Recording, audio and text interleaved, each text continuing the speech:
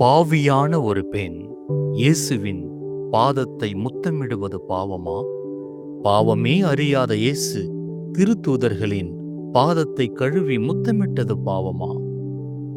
இங்கே இவள் தனது பாவத்திற்காய் பாவமே அறியாதவரின் பாதத்தை முத்தமிட்டாள்.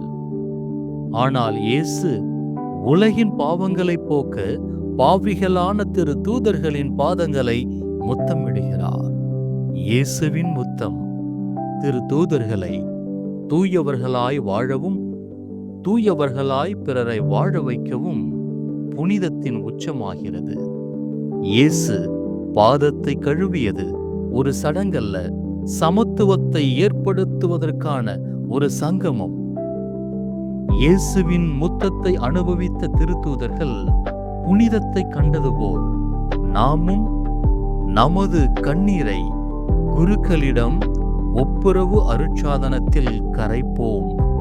இயேசுவின் முத்தத்தை நற்கருணையால் நம் நாவினில் சுவைப்போம்.